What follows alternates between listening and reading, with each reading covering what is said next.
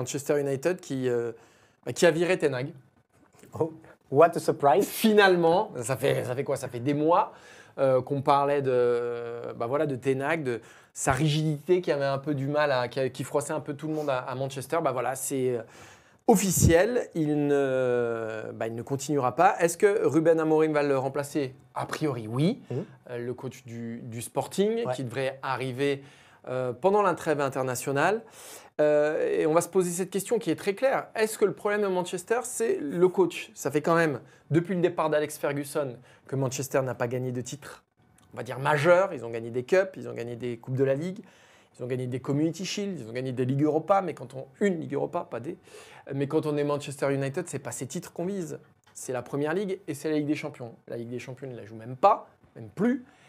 Quant à la Première Ligue, c'est un très lointain horizon puisque des clubs ont pris beaucoup d'avance. City, évidemment, et ça fait mal. Arsenal aussi, Liverpool. Voilà, il y a quelques clubs aujourd'hui devant Manchester United, voire même beaucoup. Ouais. Alors, est-ce que le problème dépasse la seule personne de Ten Hag? Quelle est ta réponse, Cyril? Évidemment. Évidemment. Voilà, évidemment, merci Cyril. Non, mais en plus, ce qui est assez frappant, c'est de voir depuis le départ de Ferguson le nombre d'entraîneurs et de typologies d'entraîneurs qu'a essayé Manchester United. Il y a d'abord eu Moyes en se disant ça va être le successeur. Bon, voilà, on se souvient de comment ça a tourné. Il y a eu Mourinho. On est quand même sur une référence au niveau international. Il y a eu Ten Hag où on s'est dit ok, lui c'est un penseur tactique, on va lui faire confiance, on va lui donner les clés. 2 ans après, c'est fini. On a eu Solskjaer, l'enfant de la maison, où on se dit, c'est quelqu'un, on va faire notre Zidane, voilà, on va faire notre Zidane sauce Manchester United. Ça a pris pendant un temps, ça s'est complètement écroulé après. Il y a eu Van Gaal, encore plus, avec un profil encore plus autoritaire.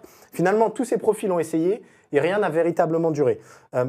Ça dit beaucoup de choses, à mon sens, de ce club qui ne sait pas vraiment où il va. Et d'une espèce de maladie qui touche Manchester United. On en parlait là encore en off, on peut appeler ça le syndrome Anthony Martial. C'est-à-dire qu'il recrute des joueurs, on se dit, ouais, ça c'est un bon choix quand même, c'est des super joueurs, dans 2 ans ça va être un ballon d'or potentiel. Et tous ces joueurs-là se fanent complètement une fois arrivés dans l'équipe de Manchester United. Et on a regardé l'effectif aussi des Red Devils aujourd'hui. Finalement, il n'y a pas vraiment de joueurs de top niveau. Bruno Fernandes, peut-être, encore que. Rashford l'est quand même pour moi, mais. Il l'était il y a 3 ans. Ouais. Voilà. Ouais. Donc finalement, il y a un problème profond d'identité dans ce club et dans le projet de ce club, puisque si vous me demandez de résumer le projet de Manchester City, j'y arrive. Si vous me demandez de résumer le projet de Liverpool, j'y arrive. Chelsea, on peut en penser ce qu'on veut, mais je sais ce qu'ils font. Pourquoi? Je ne sais pas, mais je sais ce qu'ils font. Manchester United, Arsenal, je ne sais pas ce qu'ils font. Arsenal aussi, évidemment. Manchester United, je ne sais pas ce qu'ils font. Moi, je pense ça dépasse tout ce qu'on dit, ça dépasse les joueurs, ça dépasse l'entraîneur. Je pense que ça dépasse même les dirigeants, le propriétaire. Je pense qu'on est dans un truc, on est sur le plus gros déclassement d'un club depuis au XXIe siècle. C'est-à-dire que Manchester United, pour les plus jeunes qui nous écoutent, peut-être qu'il y en a même qui ne sont pas au courant, mais ça a été le club anglais qui a dominé pendant des décennies.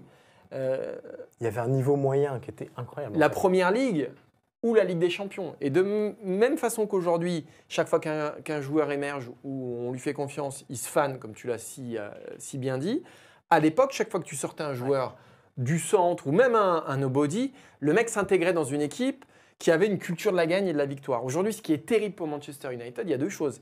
C'est que d'abord, cette culture de la victoire s'est évaporée. Ouais. Et la seconde, c'est qu'elle a juste déménagé de quelques kilomètres.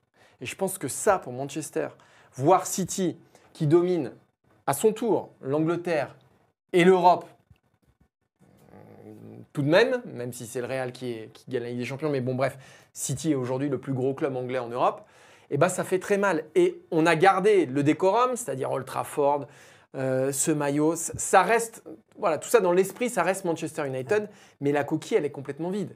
Et ça, à vivre, je pense que tu peux mettre n'importe quel joueur, effectivement, ils se débattent dans un environnement qui n'est plus celui qu'il était et qui aujourd'hui épuise tout le monde.